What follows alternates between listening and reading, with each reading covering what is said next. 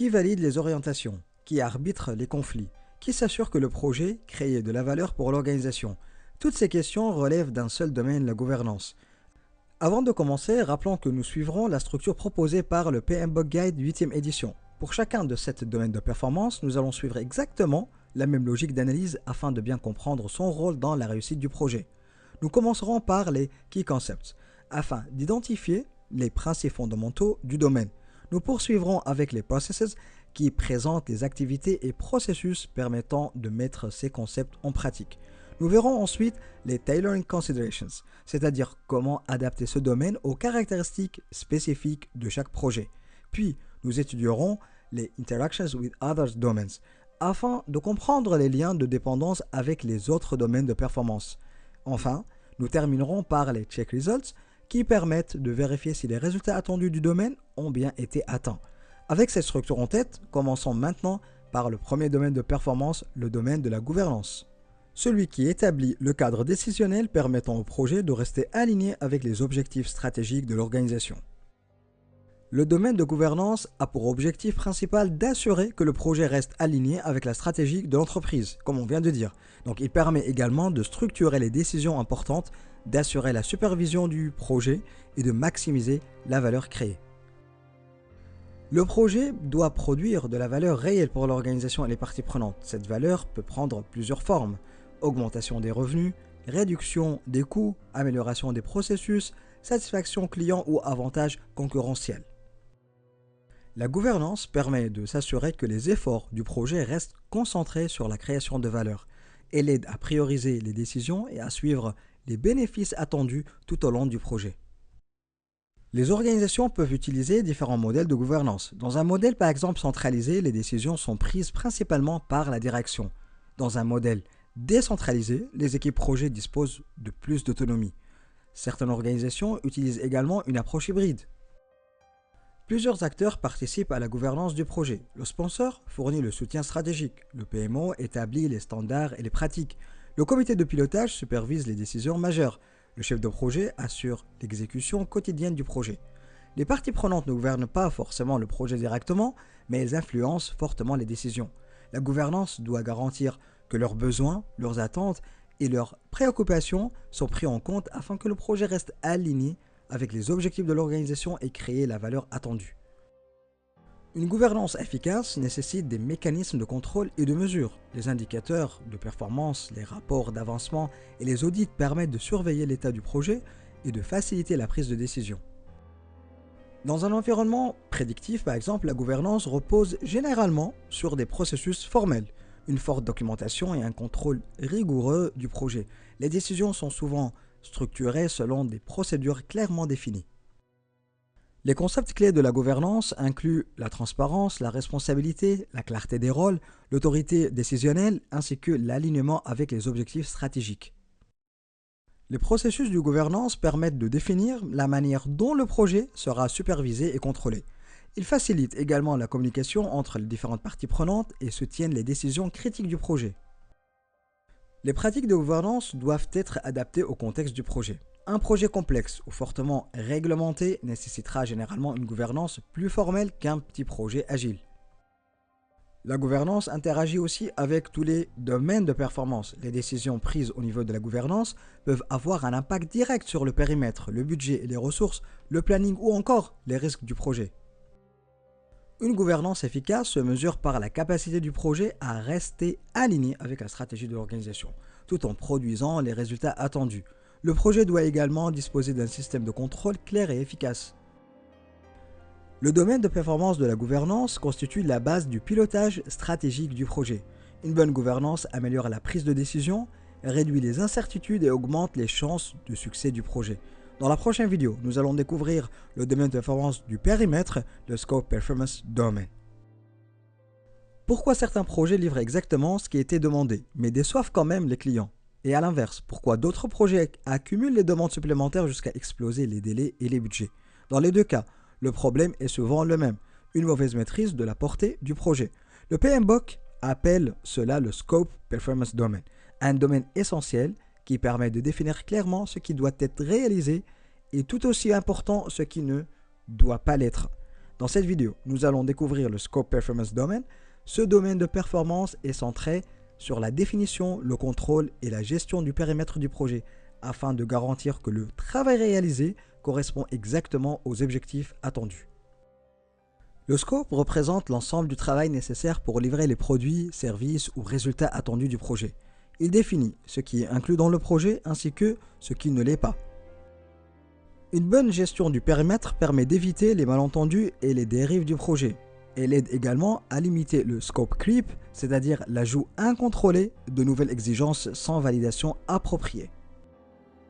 Les concepts clés du domaine incluent la définition des exigences, les livrables du projet, la création de valeurs métiers et le contrôle des changements affectant le périmètre. La gestion du scope commence par l'identification des besoins des parties prenantes. Les exigences doivent être clairement documentées, priorisées et validées afin de garantir une compréhension commune du projet. Dans les environnements prédictifs, le périmètre est souvent formalisé dans une scope baseline. Celle-ci comprend la déclaration du périmètre, la structure de découpage du projet appelée WBS ou le WBS, le Work Breakdown Structure, ainsi que le dictionnaire du WBS. Le Work Breakdown Structure permet de décomposer le projet en éléments plus petits et plus faciles à gérer. Cette structure améliore la planification, le suivi et le contrôle du travail du projet. Le domaine du scope comprend plusieurs processus importants. La planification de la gestion du périmètre, la collecte des exigences, la définition du scope, la création du WBS, la validation du périmètre et le contrôle du scope. La validation du scope consiste à obtenir l'acceptation formelle des livrables par le client ou les parties prenantes concernées. Cette étape garantit que les résultats produits répondent réellement aux attentes définies. Le contrôle du scope permet de surveiller les changements et de maintenir le projet dans les limites approuvées. Toute modification du périmètre doit être analysée, évaluée et validée avant son intégration au projet. Les pratiques de gestion du scope doivent être adaptées selon le contexte du projet. Un projet agile, par exemple, utilisera généralement une gestion du périmètre plus flexible et évolutive qu'un projet prédictif. Le périmètre du projet influence directement les autres domaines de performance. Une modification du scope peut impacter les délais, les coûts, les ressources, les risques, ainsi que les attentes des parties prenantes. Une gestion efficace du scope se traduit par livrables conformes aux attentes et des exigences correctement satisfaites. Le projet doit rester maîtrisé tout en livrant la valeur attendue. Maintenant que nous comprenons comment définir et maîtriser la portée du projet, nous pouvons aborder une autre question essentielle. Quand ce travail devra-t-il être réalisé? Cela nous conduit naturellement vers le troisième domaine de performance qui est le Schedule Performance Domain, consacré à la gestion du temps et des échéances du projet. Dans un projet, le temps est la seule ressource qu'on ne peut jamais récupérer. Un budget peut être augmenté, une équipe peut être renforcée, un périmètre peut être réduit, mais un mois perdu reste un mois perdu. C'est pourquoi la maîtrise du calendrier est un facteur critique de réussite. Découvrons ensemble le troisième domaine de performance du PMBOK, Schedule Performance Domain. Ce domaine de performance concerne la gestion du temps du projet afin de garantir que les activités soient réalisées au bon moment et dans les délais prévus. Le principal objectif de ce domaine est d'assurer une planification efficace et un contrôle rigoureux du calendrier du projet. Une bonne gestion du planning améliore la coordination des équipes et augmente les chances de livrer le projet dans les délais. Les concepts clés du domaine incluent l'identification des activités, leur séquencement logique, l'estimation des durées et la définition des jalons du projet. Le schéma critique représente également un élément central de la gestion du planning. Le planning permet d'organiser les activités du projet et de coordonner efficacement les ressources. Il facilite également la prévision des délais et l'identification des priorités. Dans les approches prédictives, le planning approuvé devient une schedule baseline. Cette référence sert à mesurer la performance du projet et à contrôler les écarts entre le plan initial et la réalité. Le domaine du planning comprend plusieurs processus importants. La planification de la gestion du calendrier, la définition des activités, le séquencement des tâches, l'estimation des durées, le développement du planning ainsi que le contrôle du calendrier. Le processus Define Activities consiste à identifier toutes les tâches nécessaires à la réalisation du projet. Les activités doivent être suffisamment détaillées pour permettre une planification efficace. Le séquencement des activités permet d'établir l'ordre logique des tâches du projet. Certaines activités ne peuvent commencer qu'après la fin d'autres activités. L'estimation des durées permet d'évaluer le temps nécessaire pour accomplir chaque activité. Plusieurs techniques peuvent être utilisées, comme l'estimation analogique, paramétrique ou l'estimation à 3 points. Ces techniques constituent la boîte à outils du chef de projet moderne. Nous allons les découvrir ensemble dans les prochaines vidéos plus tard. D'ailleurs, si un outil ou une technique vous intéresse particulièrement, écrivez-le dans les commentaires et je le traiterai en priorité dans une vidéo dédiée. Le processus Develop Schedule consiste à construire le calendrier global du projet. Cette étape permet d'optimiser les délais et d'identifier le chemin critique du projet. Le chemin critique représente la séquence d'activités qui détermine directement la durée totale du projet. Tout retard sur une activité critique entraîne généralement un retard du projet entier. Le contrôle du planning permet de surveiller les performances réelles du projet et d'identifier rapidement les écarts. Lorsque des retards apparaissent, des actions correctives peuvent être mises en place. Les pratiques de gestion du calendrier doivent être adaptées selon le contexte du projet. On parle toujours de tailoring. Un projet agile utilisera généralement une approche plus flexible qu'un projet prédictif fortement planifié. Dans une approche prédictive, le planning est détaillé dès le début du projet. Dans une approche adaptive ou agile, le calendrier évolue progressivement selon les priorités et le retour obtenu. Le domaine du planning interagit fortement avec les autres domaines de performance.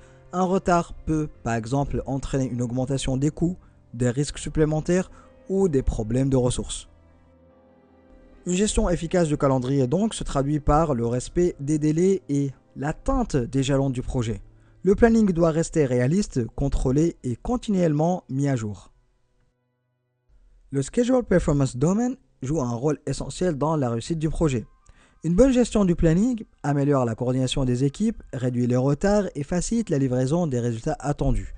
Dans la prochaine vidéo, nous découvrirons ensemble le quatrième domaine de performance qui est le Finance Performance Domain. Le temps est une contrainte essentielle dans un projet, mais il existe une autre ressource tout aussi critique, l'argent. Car même avec un excellent planning, un projet qui ne maîtrise pas ses coûts ou qui ne produit pas les bénéfices attendus risque de compromettre sa réussite. Découvrons maintenant le Finance Performance Domain, le domaine qui relie les décisions du projet à leur impact économique et à la valeur créée pour l'organisation. Ce domaine de performance concerne la gestion financière du projet afin d'assurer une utilisation efficace des ressources financières et la création de valeur pour l'organisation. Le domaine finance a pour objectif principal de garantir que le projet dispose des ressources financières, comme on vient de le dire, nécessaires, tout en contrôlant efficacement les coûts. Une bonne gestion financière permet de soutenir les décisions stratégiques et d'assurer la rentabilité du projet. Les concepts clés du domaine finance incluent la gestion du budget, l'estimation des coûts, les prévisions financières ainsi que la gestion des réserves destinées aux risques et aux imprévus. Une mauvaise gestion financière peut rapidement compromettre la réussite d'un projet. Le contrôle des dépenses et le suivi budgétaire permettent d'assurer la viabilité du projet et une utilisation optimale de ressources disponibles. Le budget du projet représente l'ensemble des ressources financières nécessaires à l'exécution du projet. Il comprend généralement les coûts estimés, les réserves de contingence, ainsi que la baseline financière utilisée comme référence de contrôle. La Cost Baseline constitue la référence officielle utilisée pour mesurer la performance financière du projet. Elle permet d'identifier les écarts entre les coûts prévus et les coûts réels. Le domaine finance comprend plusieurs processus essentiels. La planification de la gestion des coûts, l'estimation des coûts, l'établissement du budget ainsi que le contrôle des coûts du projet. Ces 4 techniques sont parmi les plus utilisées pour les estimations de durée, de coûts ou de ressources dans le PMBOK. La première technique est le jugement d'expert. Son principe est très simple. Au lieu de partir de calculs complexes, on s'appuie sur l'expérience de personnes ayant déjà réalisé des projets similaires. Par exemple, un chef de projet senior ou un expert métier peut estimer qu'une activité prendra environ 3 semaines parce qu'il a déjà rencontré des situations comparables. Cette technique est particulièrement utile au début d'un projet, lorsque peu d'informations détaillées sont disponibles. Son principal avantage est sa rapidité. En revanche, elle reste fortement dépendante de l'expérience et du niveau d'expertise des personnes consultées. La deuxième technique est l'estimation analogique. Ici, nous utilisons un projet réalisé dans le passé comme référence pour estimer le nouveau projet. L'idée est simple. Si un projet similaire a nécessité 6 mois et un budget de 100 000 euros, alors le nouveau projet devrait se situer dans un ordre de grandeur comparable. Cette approche est souvent utilisée dans les phases initiales du projet pour obtenir rapidement une estimation globale. Elle est rapide et facile à mettre en œuvre, mais sa précision dépend directement de la similarité entre les deux projets. La troisième technique est l'estimation paramétrique. Contrairement à l'estimation analogique, elle repose sur des données mesurables et sur des formules mathématiques. Par exemple, si l'on sait qu'il faut en moyenne 2 heures pour rédiger une page de documentation, alors pour 100 pages, on estimera un effort de 200 heures. De la même manière, dans la construction, on peut calculer un coût en multipliant le nombre de mètres carrés par le coût moyen au mètre carré. Cette méthode est généralement plus objective et plus précise à condition de disposer de données historiques fiables. Enfin, la quatrième technique est l'estimation ascendante ou bottom-up estimating. Cette méthode consiste à décomposer le projet en tâches très détaillées, puis à estimer chacune d'elles individuellement. Une fois toutes les estimations réalisées, elles sont additionnées pour obtenir l'estimation globale du projet. Par exemple, pour développer un site web, on peut estimer séparément l'analyse, la conception, le développement, les tests et les déploiements, puis additionner l'ensemble des efforts. Cette technique demande davantage de temps et de préparation, mais elle offre généralement le niveau de précision le plus élevé. Le processus Determined Budget permet de consolider l'ensemble des coûts estimés afin d'établir le budget officiel du projet. Cette étape inclut également la définition des réserves financières. Le contrôle des coûts permet de surveiller les dépenses réelles du projet et de comparer les résultats avec la baseline financière. Lorsque des écarts apparaissent, des actions correctives peuvent être mises en place. Le PMBOK utilise souvent la méthode Earned Value Management pour mesurer la performance financière et l'avancement du projet. Cette méthode combine les données de coûts, de planning et de performance afin d'obtenir une vision globale du projet. Les pratiques financières doivent être adaptées selon la taille et la complexité du projet. Certains projets nécessitent un contrôle financier très détaillé, tandis que d'autres peuvent fonctionner avec des mécanismes plus simples. Dans une approche prédictive, par exemple, le budget est généralement établi dès le début du projet. Dans une approche adaptive, les coûts peuvent évoluer progressivement selon les priorités et les changements du projet. Le domaine finance interagit fortement avec les autres domaines de performance. Un changement du scope ou du planning peut avoir un impact direct sur les coûts du projet. Une gestion financière efficace, bien sûr, se traduit par un contrôle des coûts, une bonne visibilité budgétaire et une création de valeur alignée avec les objectifs du projet. Le domaine de performance de finance joue un rôle essentiel dans la viabilité et la réussite du projet. Une bonne gestion financière améliore la prise de décision, limite les dérives budgétaires et soutient la création de valeur. Dans la prochaine vidéo, nous découvrirons le Stakeholders Performance Domain. Dans le domaine précédent, nous avons vu comment gérer les ressources financières et créer de la valeur pour l'organisation. Mais même lorsqu'un projet dispose du budget nécessaire, son succès dépend encore d'un facteur essentiel. Les personnes qui peuvent l'influencer ou être impactées par ses résultats. C'est précisément l'objectif du 5e domaine de performance du PMBOK, le Stakeholders Performance Domain. Ce domaine de performance concerne l'identification, l'engagement et la gestion des parties prenantes afin d'assurer le succès du projet et la création de valeur. Les parties prenantes, appelées stakeholders, sont toutes les personnes, groupes ou organisations qui peuvent influencer le projet ou être impactées par ses résultats. Elles jouent un rôle essentiel dans la réussite du projet. Une bonne gestion des parties prenantes permet de renforcer le soutien au projet et de réduire les résistances. Les stakeholders influencent souvent les décisions, les priorités et les résultats du projet. Les concepts clés du domaine incluent l'identification des parties prenantes, leur engagement, la communication et la gestion des attentes tout au long du cycle de vie du projet. L'engagement des parties prenantes consiste à maintenir une relation active avec les stakeholders afin de soutenir les objectifs du projet et améliorer la collaboration. L'analyse des parties prenantes permet d'identifier leur niveau d'influence, leurs attentes ainsi que leur impact potentiel sur le projet. Cette analyse aide le chef de projet à adapter la stratégie de communication et d'engagement. Le domaine stakeholders ou parties prenantes comprend plusieurs processus importants. L'identification des parties prenantes, la planification de leur engagement, la gestion des interactions ainsi que le suivi continu de leur engagement. Le processus Identify Stakeholders permet d'identifier les personnes et organisations concernées par le projet, ainsi que leurs attentes et leur niveau d'influence. Le processus Plan Stakeholders Engagement consiste à définir les stratégies nécessaires pour communiquer et collaborer efficacement avec les parties prenantes. La gestion de l'engagement des parties prenantes implique une communication continue et une collaboration active afin de maintenir leur soutien et résoudre les problèmes éventuels. Le suivi de l'engagement permet de vérifier aussi si les parties prenantes restent impliquées et satisfaites tout au long du projet. Les stratégies peuvent être ajustées lorsque cela devient nécessaire. Une communication efficace constitue l'un des éléments les plus importants dans la gestion des stakeholders. La transparence, l'écoute active et le feedback renforcent la confiance et facilitent la collaboration. Les pratiques de gestion des stakeholders doivent être adaptées selon le contexte du projet.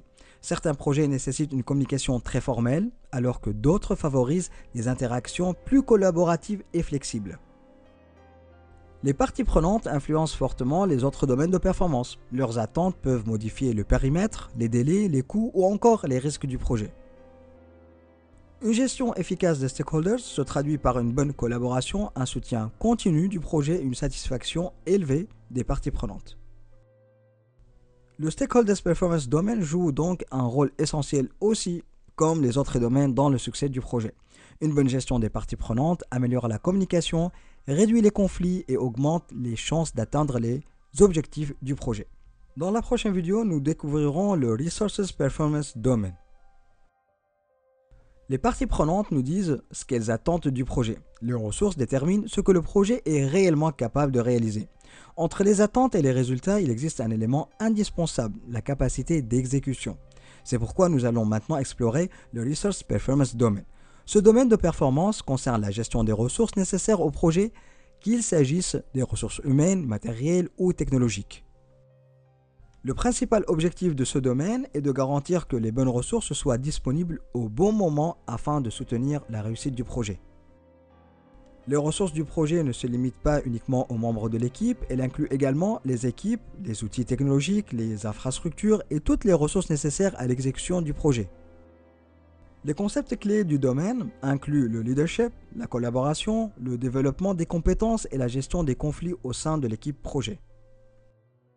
Le leadership joue un rôle essentiel dans la gestion des ressources. Le chef de projet doit soutenir l'équipe, faciliter la communication et créer un environnement de collaboration efficace. Une équipe motivée améliore considérablement bien sûr les performances du projet. La reconnaissance, le développement des compétences et un bon environnement de travail favorisent l'engagement des membres de l'équipe. Le domaine des ressources comprend plusieurs processus importants, la planification des ressources, l'estimation des besoins, l'acquisition des ressources, le développement de l'équipe, la gestion de l'équipe, ainsi que le contrôle des ressources. Le processus Plan Resource Management permet de définir comment les ressources seront organisées et gérées tout au long du projet. Le processus Acquire Resources consiste à obtenir les ressources nécessaires pour réaliser les activités du projet. Cela peut inclure le recrutement, l'affectation ou la négociation avec d'autres départements. Le développement de l'équipe vise à améliorer les compétences, renforcer la collaboration et augmenter la performance collective du projet. Le processus Manage Team permet de suivre les performances de l'équipe, résoudre les conflits et maintenir un environnement de travail positif. Le team building aide à renforcer la confiance et la cohésion entre les membres de l'équipe. Une équipe collaborative améliore fortement les performances du projet. Les conflits sont fréquents dans les projets. Le chef de projet doit savoir les gérer rapidement afin de préserver la collaboration et la performance de l'équipe. Les pratiques de gestion des ressources doivent être adaptées selon la taille de l'équipe, la culture organisationnelle et la nature du projet. Les ressources influencent directement les autres domaines de performance. Un manque de ressources, par exemple, peut entraîner des retards, des coûts supplémentaires ou des risques plus importants. Une gestion efficace de ressources se traduit par une équipe performante, des ressources disponibles et une bonne collaboration tout au long du projet. Le Resources Performance Domain joue un rôle donc essentiel dans la réussite du projet, comme les autres aussi domaines. Une bonne gestion des ressources améliore la collaboration, réduit les problèmes opérationnels et augmente les performances globales du projet. Dans la prochaine vidéo, nous découvrirons le dernier domaine de performance qui est le Risk Performance Domain. Nous avons maintenant exploré la gouvernance, la portée, le calendrier, les finances, les parties prenantes et les ressources. Mais même lorsque tous ces éléments sont correctement maîtrisés, une réalité demeure. Aucun projet ne se déroule exactement comme prévu. Des événements inattendus peuvent survenir à tout moment. Certaines situations créent des menaces, d'autres créent des opportunités. La véritable différence entre un projet qui subit les événements et un projet qui réussit réside dans sa capacité à gérer l'incertitude. C'est précisément l'objectif du dernier domaine de performance du PMBOK, le Risk Performance Domain. Ce domaine de performance concerne l'identification, l'analyse et la gestion des risques afin de réduire les menaces et maximiser les opportunités du projet.